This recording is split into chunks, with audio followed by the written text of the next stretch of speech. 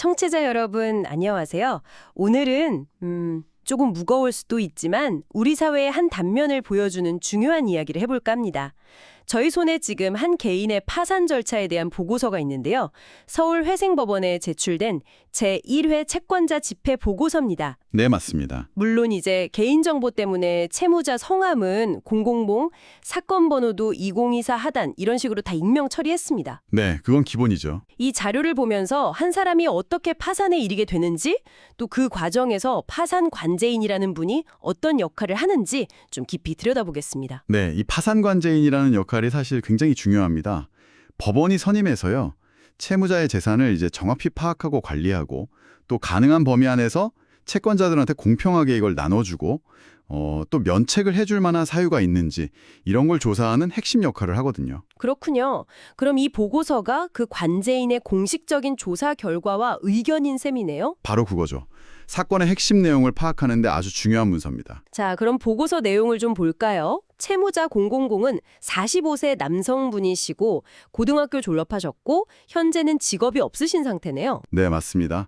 그리고 72세 어머님하고 같이 살고 계세요. 아, 어머님이랑요? 어디에 사시는 거죠? SH공사 임대주택인데요. 보증금이 한 2,735만 원 정도 되고 월세는 24만 6천 원. 근데 이제 보고서상으로는 본인은 무상으로 거주 중이라고 되어 있습니다. 그렇군요. 그런데 파산까지 가게 된 과정이 이게 참 안타까운데요. 2013년에 크론병 진단을 받으셨다고요. 이게 만성 염증성 장질환이죠. 네, 맞습니다. 이게 치료약이 딱히 없어서 평생 약을 먹어야 한다는 말을 듣고 다니던 직장도 그만두게 되셨다고 해요. 평생 약을 먹어야 한다니. 그 심정이 어땠을까요? 그러게요. 그래도 이후에 건강관리를 좀 하시면서 2019년에는 작은 매장을 위탁 운영하셨대요. 좀 나아지나 했는데 했는데 그때가 바로 코로나19가 터진 시점이군요. 네, 정확합니다. 보고서를 보면 이 시기에 이제 소상공인 대출을 받으신 거예요. 이걸로 운영자금도 쓰고 생활비도 쓰고 또 어머님 병원비. 병원비 부담까지? 네, 이런 것들을 충당하면서 부채가 급격하게 늘어난 걸로 보입니다. 그 후에 PC방에서도 잠시 일하셨다고 하는데 네, 근데 그것도 스트레스 때문에 크론병이 다시 악화돼서 일을 계속하기가 어려워지셨고 결국 작년이죠. 2024년 7월에 파산 신청을 하신 겁니다. 이제 법률적으로는 이때를 파탄 시기로 보는 거죠. 근데 직업 이력란을 보면요. 2017년에서 18년 사이에는 회사 A 직원으로 되어 있고 2020년부터 23년까지는 대표로 되어 있거든요. 근데 해당 기간 월 수입은 0으로 기록되어 있어요. 이건 좀 이상한데요? 그 부분은요. 그 기간 동안 사업체를 운영하긴 했지만 뭐랄까 실질적인 순소득이 없었거나 오히려 마이너스였을 가능성이 높습니다. 혹은 파산 신청 시점 현재 소득이 없다는 걸 반영했을 수도 있고요. 보고서에 명시된 파산 원인, 그러니까 대출이자 등 금융비용 부담, 생활비 지출 증가, 기타. 이게 바로 이런 개인적인 상황이랑 딱 맞아떨어지는 거죠. 결국 만성질환이라는 개인적 문제랑 팬데믹이라는 외부 충격이 같이 온 거네요. 네, 복합적으로 작용한 전형적인 사례라고 볼 수 있습니다. 그럼 빚은 총 얼마나 되나요? 채무 규모가 궁금한데요. 네, 총 채무액은 약 5,370만 원 정도로 확인됩니다. 5,370만 원이요. 채권자는 주로 어딘가요? 주채권자는 소상공인시장진흥공단 포항에서 총 3곳이고요. 대부분 2020년 4월 이후에 발생한 채무예요. 생활비나 사업자금 명목으로 요. 그렇군요. 그럼 지금 채무자에게 남은 재산은 뭐가 있나요? 파산 절차에서는 이걸 다 처분해야 하는 거 아닌가요? 현재 확인된 재산은 크게 두 가지입니다. 하나는 메리츠 화재 보험 해지하면 받을 수 있는 환급금 약 515만 원. 다른 하나는 2013년식 기아 K5 차량인데 시가로는 한 606만 원 정도 평가됐습니다. 보험 해지 환급금이랑 자동차 한 대. 네, 여기서 이제 파산 관제인의 판단이 중요해지는 거죠. 이 재산들을 어떻게 처리할지 의견을 내야 하니까요. 그 결과가 궁금하네요. 특히 몸이 아프신 분이면 차가 꼭 필요할 수도 있을 것 같은데. 정확히 보셨어요.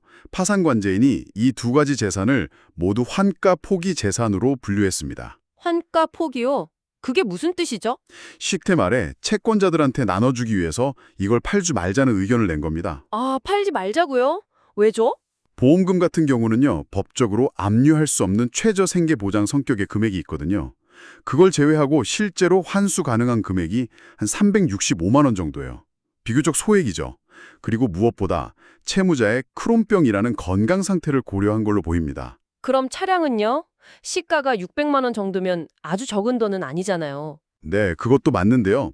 차량 역시 채무자의 건강 상태나 또 거주 환경 등을 고려했을 때 이게 필수적인 이동 수단으로 보인다는 거죠.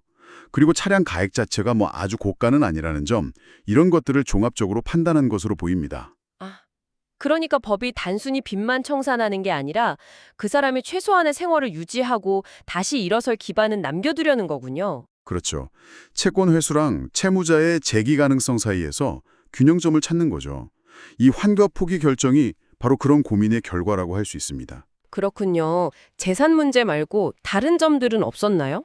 뭐 예를 들면 과거에 파산한 적이 있다거나 아니면 뭐 숨겨둔 재산이 있다거나. 보고서를 보면요. 이 채무자는 과거에 파산 신청한 이력은 없고요.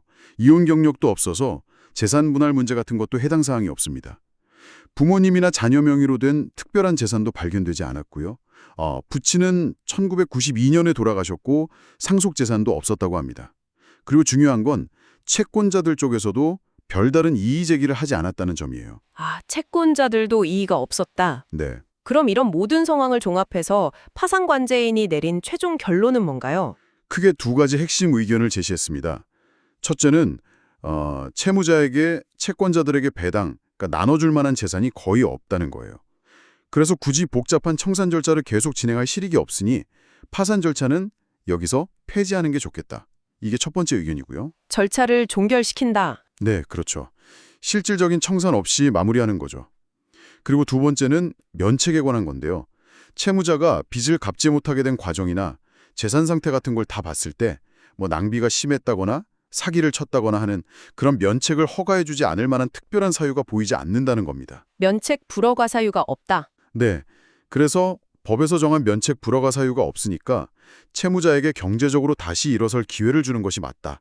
즉, 면책을 허가하는 것이 타당하다는 의견입니다. 아, 결국 폐지와 면책 허가 의견이네요. 네, 맞습니다. 오늘 저희가 한 개인의 파산 보고서를 통해서 질병이라는 개인적인 어려움과 또 팬데믹이라는 사회적 악재가 겹쳐서 힘든 상황에 처한 한 분의 이야기를 따라가 봤습니다.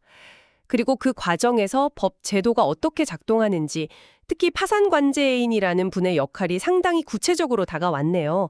이게 단순히 빚을 없애주는 걸 넘어서 그 사람이 다시 살아갈 수 있도록 돕는 장치들이 있다는 점이 인상 깊었습니다. 네, 이 보고서 자체는 파산 관제인의 면밀한 조사를 바탕으로 한 특정 시점의 기록이죠. 그리고 이 면책 허가 의견은 분명 파산 제도의 중요한 취지, 그러니까 새 출발의 기회를 주자는 걸 반영하고 있습니다. 하지만 동시에 이게 채권자의 권리를 보호해야 한다는 또 다른 가치와 어떻게 균형을 맞출 것인가 하는 문제는 현실적으로 참 어려운 과제라는 생각도 들게 합니다. 그렇죠. 양쪽 다 고려해야 하니까요. 그래서 마지막으로 청취자 여러분께 질문을 하나 던지면서 마무리할까 하는데요. 오늘 우리가 본 사례처럼 개인이 어쩔 수 없는 상황에 몰려서 파산이라는 어떻게 보면 마지막 선택지에 이르기 전에요. 우리 사회는 이분들을 위해서 어떤 좀 더 촘촘한 지원 시스템이나 안전망을 고민해 볼 수 있을까요? 뭐 정답이 있는 건 아니겠지만 이 질문에 대해서 각자 한 번쯤 생각해 보시는 것도 의미 있지 않을까 싶습니다.